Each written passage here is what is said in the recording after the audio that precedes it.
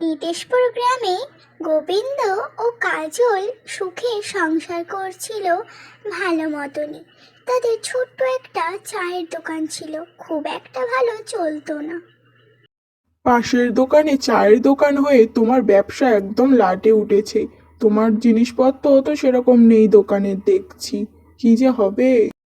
শোনো দাদা, আমাকে 1 কেজি চাল দাও, আর 5টা ডিম দাও, আর 2 কেজি আটা দাও, ঠিক আছে?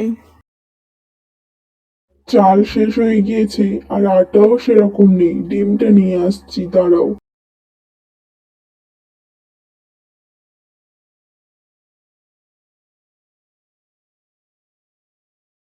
তুমি এত রাতে বাইরে দাঁড়িয়ে কেন? চলো ঘরের ভিতরে চলো, আর বাইরে দাঁড়ানোর কোনো দরকার নেই, ঘরের ভিতরেই অপেক্ষা করবে আমার জন্য। তোমাকে যে বলেছিলাম সবজি বাজার করে নিয়ে আসতে, তারপরেই রান্না হবে যে।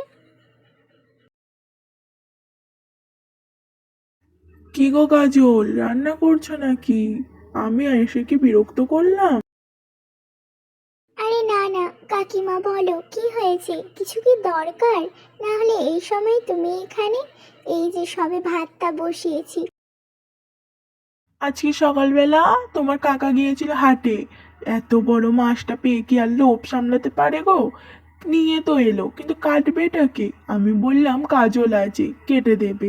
তুমি কেটে একটু হাঁক দিও আমাকে।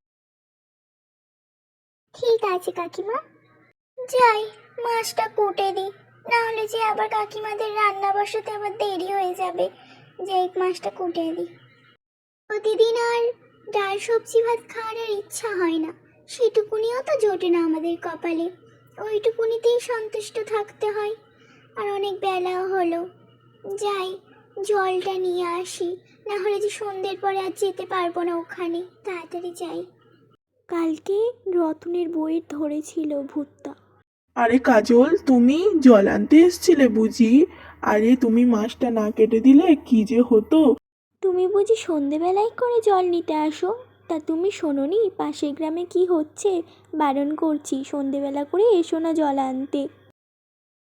ঘরে জল ছিল না, তাই জল আনতে এসেছিলাম, এবার চলে যাব। আর কাকিমা, কোনো ব্যাপার না, মাছ কেটেছি তো কি হয়েছে।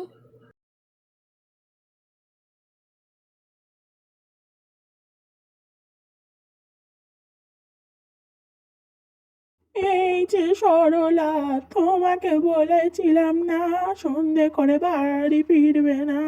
তুমি এত সন্ধে পর্যন্ত কোথায় ছিলে? এত দেরি হলো আসতে। বাজারে খুব ভিড় হয়েছিল, তাই দেরি হয়েছে।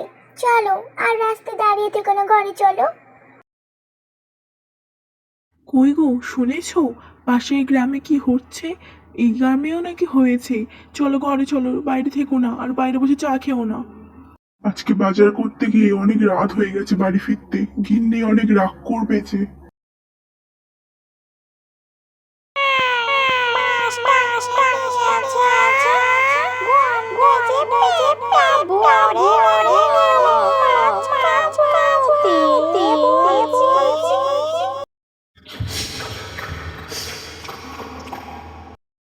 বাজার করে আনতে কে বলেছিল এই রাত্রির বেলা?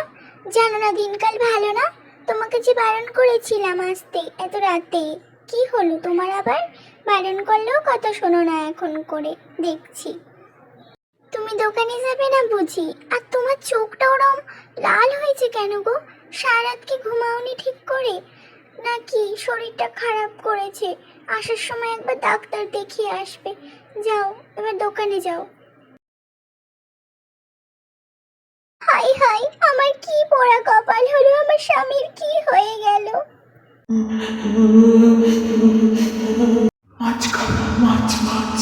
তুই আমার খোকন, তোকে মেরে লাশটা জালে জালে দেবো, শেষ করে ফেলবো। তোকে শেষ করবে মহাদেব। হর হর মহাদেব, হর হর মহাদেব, হর হর মহাদেব, হর হর মহাদেব। দুষ্ট শাকচুন্নি, তুই আমার সন্তান ভক্তদের কষ্ট দিচ্ছিস। তুই কি ভাবলি তুই জিতে যাবি? তবে আয় আমার সাথে যুদ্ধে। যতদিন আমি আমার ভক্তদের পাশে আছি, এই একটা শাকচুনি কেন হাজারটা শাকচুনি আসলেও আমি তাদেরকে নিধন করে দেব। আর সব গ্রামে শান্তি বজায় থাকুক, আশীর্বাদ করলাম সবাইকে। এবার আর কোনো শাকচুন্নির ভয় নেই। এবার আমরা শান্তি মতো ইলিশ মাছ খেতে পারবো। আজকের আমি ইলিশ মাছের মুইঠা বানাবো আর পাতুরিও। তোমার যেটা ইচ্ছে হয় তুমি সেটাই বানিও।